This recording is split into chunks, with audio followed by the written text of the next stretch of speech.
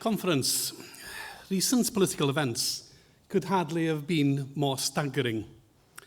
Our friends in Scotland have turned support for independence from the reported 29% to an amazing 45%. With the popular campaign overwhelmingly in favour of independence and showing good humour, a creativity and enthusiasm that shamed the miserable complaining no side. Cynical Labour showed its true colours: red, white and deep, deep blue.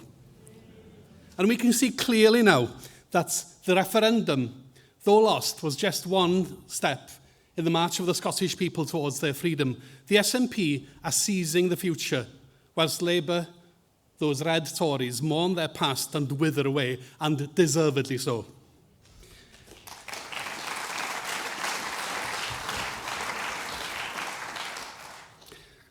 As we salute the Yes campaign, and in particular Alex Salmond, the SNP, and the new First Minister, Nicola Sturgeon, so we in Plaid must apply the lessons of the Scottish campaign.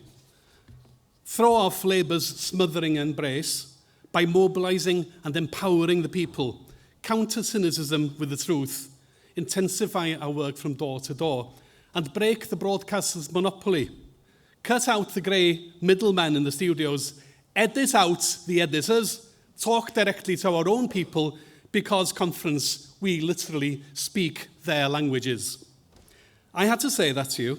I'm still stunned by the democratic earthquake that hit Scotland, and I'm seized with the excitement about what it could do for Wales, if we grasp the opportunity, and grasp it we must.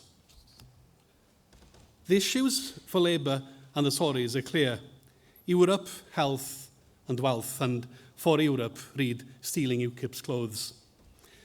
But for us in Wales, it's a little different, because poor health and our lack of wealth are, of course, devolved. We'll see Cameron and Miliband slug it out on health in this country, when really they mean that country over there. Never talking about Wales unless it's to score points. Labour's health record in Wales is a disgrace. The Tories attack Wales. Attack Wales, you will note, not attack the Labour government in Wales. Owen Smith, Labour's self-proclaimed proud unionist, that's what he calls himself, is happy to threaten us with the English Tory Bucky Baw, crying foul when it suits him, when the Tories say thousands of Welsh people are travelling to England for treatment. The Conference, they're both right. The Tories are exploiting Welsh people's suffering, and Labour's Welsh NHS is sagging. But there is another scandal that Labour and the Tories won't talk about. Welsh people have always had to travel to England for treatment, always, because we can do no other. Travel or do without, that's the choice for us.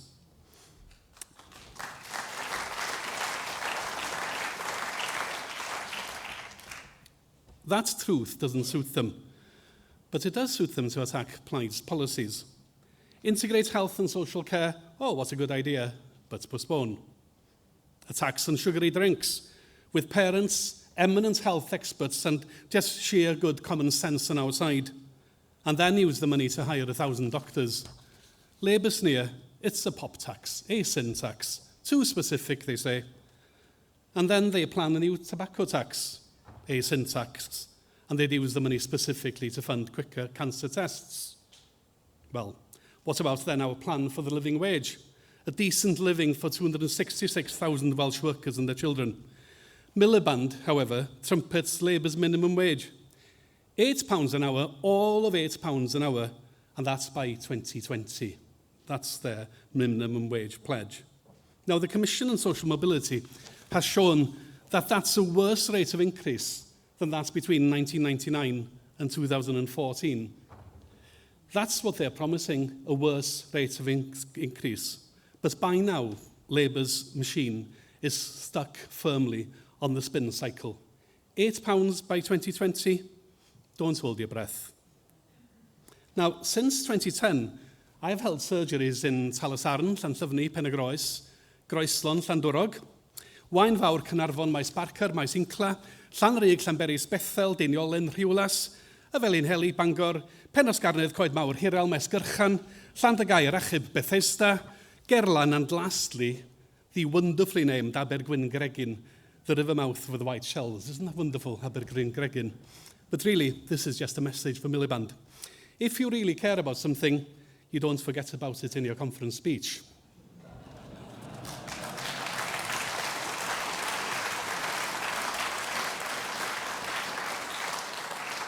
So, let's talk about something that really worries him. More than low wages, more than child poverty, more than benefits, more than pensions, inequality and war. Yes, of course, it's Europe, immigration and UKIP. But first, on the war. When we voted against airstrikes in Iraq, a local Labour councillor tweeted, I'll translate this in a moment. This local Labour councillor tweeted, Does dim synwyr yng ngeiriau Hywel, fel arfer, cytuno fo 90% o MPs eraill, byswn ni'n arwyddo roced. Airstrikes amdani.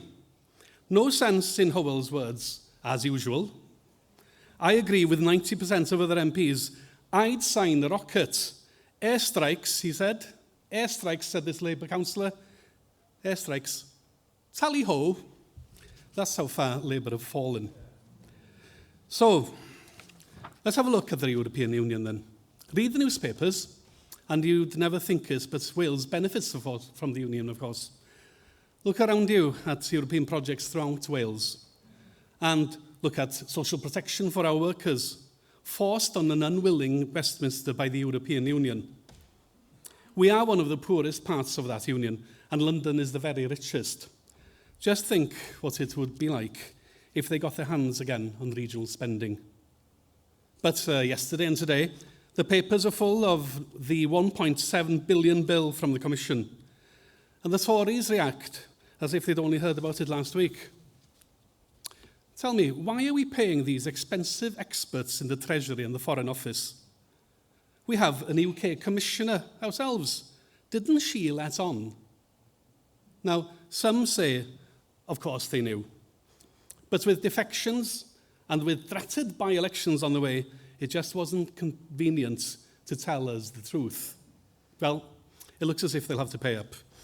Because, of course, the Tories agreed to these rules 20 years ago, and Labour, as usual, in office, did nothing.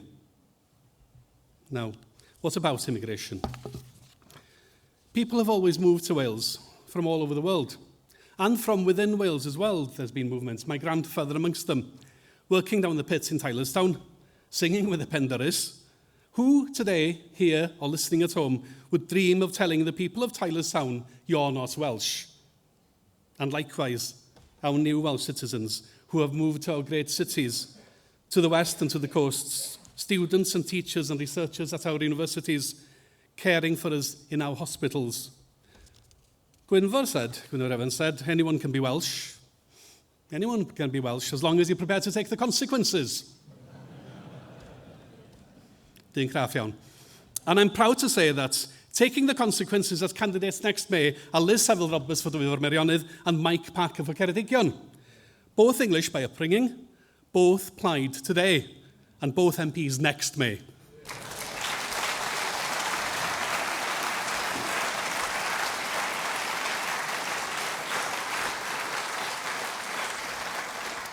Along, of course, with Vaughan Williams in Llanelli, John Rowlands in Ynys Môn, and who knows who else. We're not short of talent, are we, as we have seen at this conference.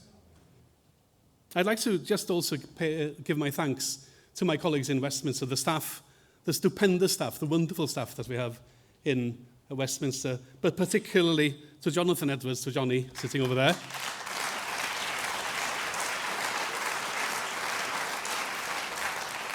Johnny, who in a very short time has gained a fearsome reputation in Westminster, particularly, if I might say so, amongst Labour MPs. Diolch yn fawr iawn, Johnny, am dy waith.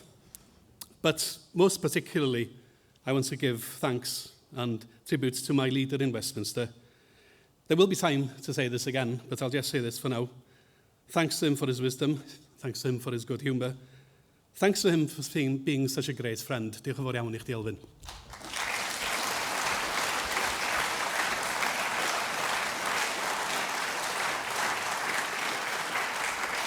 Now, there's plenty to do.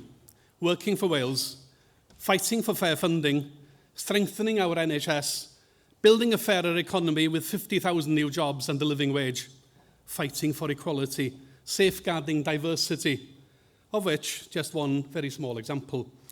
Now, we don't tolerate prejudice and discrimination in our country, and we certainly won't tolerate beatings and, to be plain about it, plain lynchings just for being different. We won't tolerate that. But there is work for us to do. The petty-minded are still amongst us. A constituent complained to me, the talking buses announcements are in English only. I wrote to Araith. Their answer, after a bit of flannel, was to say, have to be careful not to annoy our customers. That's what they said. As I said, we don't tolerate gross prejudice and discrimination, but the petty-minded are amongst us. Remember this conference, 60 years ago, on December the 1st, 1955, in Montgomery, Alabama, Rosa Parks refused to obey a bus driver's petty order that she give up her seat to a white passenger. Rosa Parks says in her autobiography, I didn't give up my seat because I was tired. The only tired I was tired of giving in. And her words reverberated around the world. So to end, inspired by Rosa Parks' words and the unnamed millions of people worldwide who have fought for justice, equality and liberty, neither will this party give in. Plaid Cymru, the Party of Wales, will not give in. We must be and we will be working for Wales. Diolch yn fawr.